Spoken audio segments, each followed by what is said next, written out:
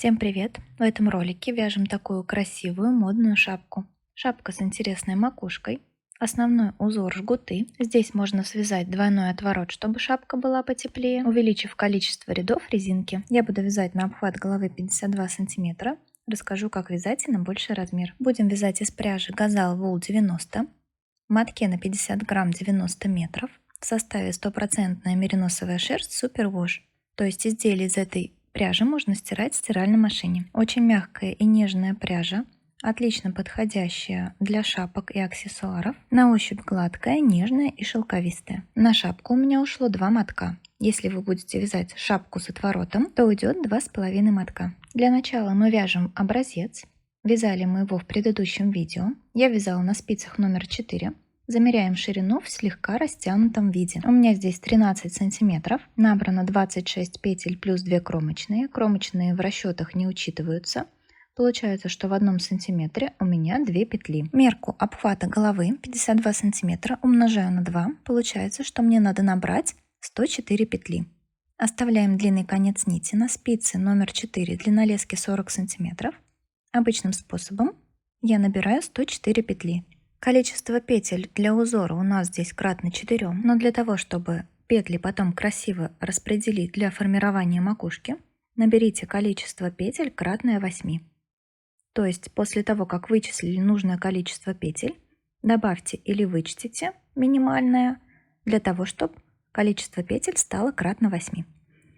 Я набрала 104 петли плюс 1 петлю для замыкания вязания в круг. Поправляем косу наборного ряда, чтобы она вся смотрела в центр круга и нигде не перекручивалась. Снимаем петлю с левой спицы, накидываем на нее петлю с правой спицы, возвращаем нашу соединительную петлю на левую спицу. Повесим маркер начала ряда. Начинаем вязание резинкой 2 на 2. 2 петли провязываем лицевыми. Далее 2 петли провязываем изнаночными. Снова 2 лицевые, 2 изнаночные. Довязываем таким образом ряд до конца. Далее над лицевыми вяжем лицевые за переднюю стенку, над изнаночными изнаночные за заднюю. Формируем резинку 2 на 2. Всего нам надо провязать 10 рядов резинкой.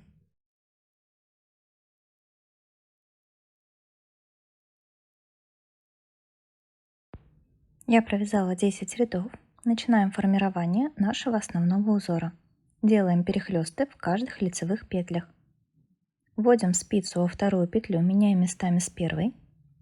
Провязываем их лицевыми за переднюю стенку. 2 изнаночные. Снова меняем местами 2 лицевые.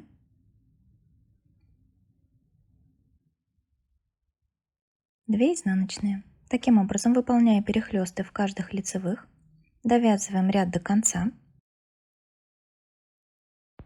У нас здесь получаются перехлесты вправо, на образце были перехлесты влево. Это не принципиально, можете делать перехлест в любую сторону. Мне удобнее так: подхватить петлю перед работой и перехлестнуть ее. После того, как довязали ряд, 3 ряда провязываем резинкой 2 на 2. 2 лицевые, 2 изнаночные. 2 лицевые, 2 изнаночные. Вяжем таким образом 3 ряда.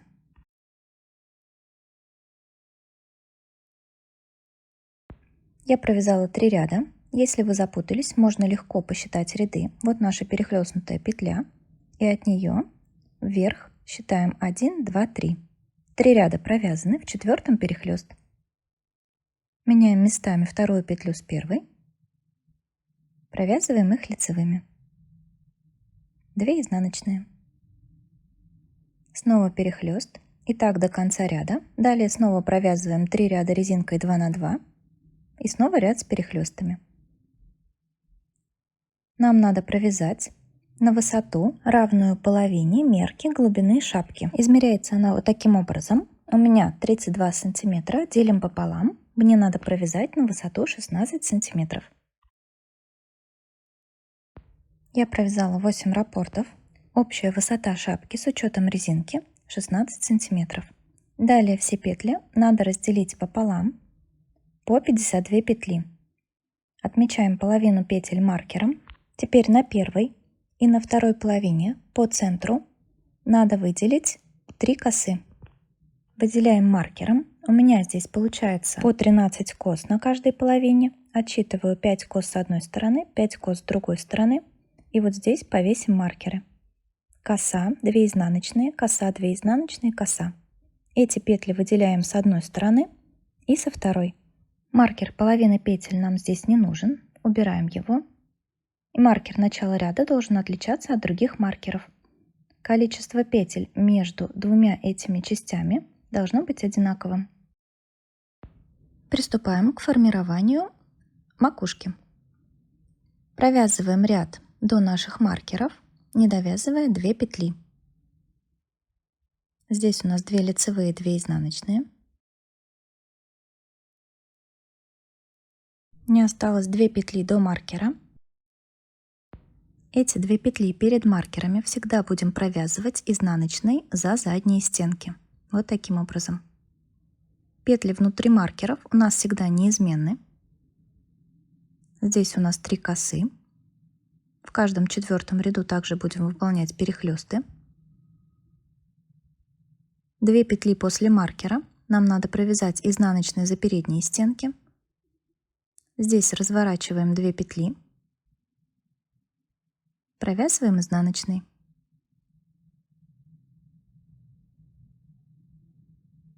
Далее вяжем петли до вторых маркеров, также не довязывая 2 петли. Эти 2 петли вновь провязываем изнаночные за задние стенки.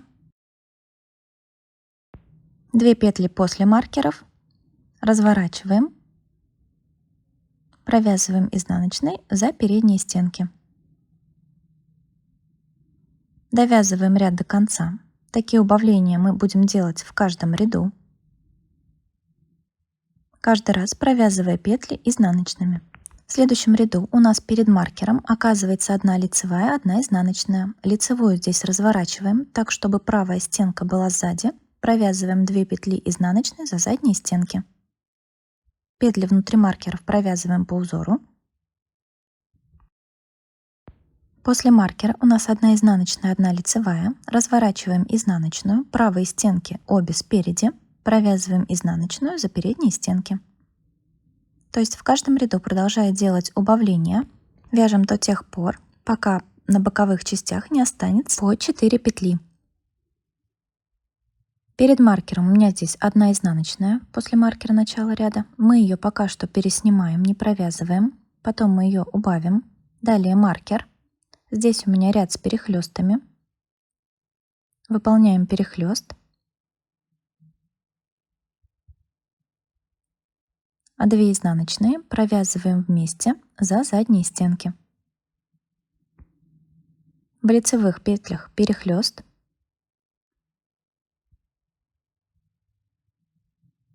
Две изнаночные провязываем вместе. Еще один перехлест.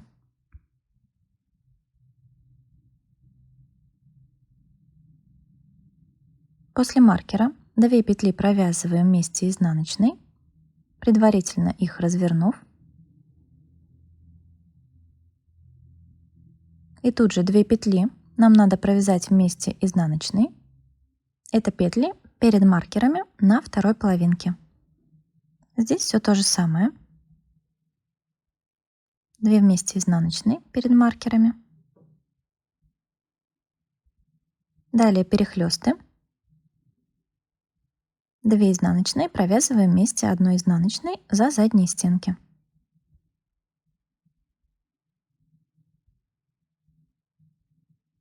Довязали петли внутри маркеров. После маркера 2 петли разворачиваем, провязываем изнаночные за передние стенки. И вот эти 2 петли, которую первую мы переснимали, их тоже провязываем вместе изнаночной. На спицах у меня 20 петель. Будем сшивать их при помощи иглы, петля в петлю. Здесь мы нить отрезаем, вставляем в иглу широким ушком, вытягиваем спицу, распределяя петли пополам. У меня 10 петель на одной спице, 10 петель на второй спице. Берем нашу иглу. Первый стежок соединительный вводим в петлю на противоположной спице. Далее будем сшивать по 2 петли, разворачивая их спинками друг к дружке. Вводим иглу в первую петлю вот таким образом, снимаем со спицы. Вторую петлю на спице оставляем. Идем на вторую спицу, вводим иглу сверху вниз, снимаем, снизу вверх оставляем петлю на спице.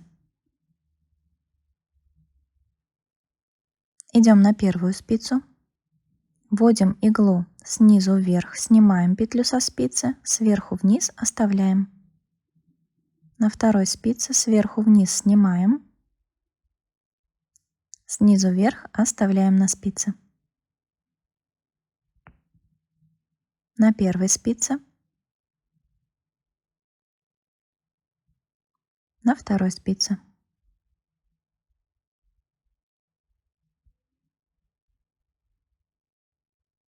Разворачиваем петли спинками друг к дружке. Одну петлю снимаем, вторую оставляем.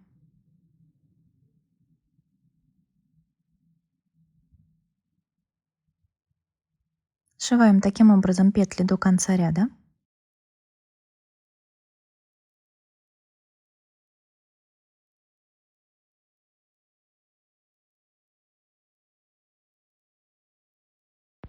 Далее нить вводим на изнанку. С изнаночной стороны закрепляем и прячем хвостик. Вот такой у нас получился шов. После ВТО здесь все еще выровняется. Прячем концы нитей, уводя их с изнаночной стороны по задним стенкам петель в одну сторону и в другую. Отправляем шапку на ВТО. Стирала я в машинке на режиме ручной стирки. Сушим на горизонтальной поверхности в расправленном виде.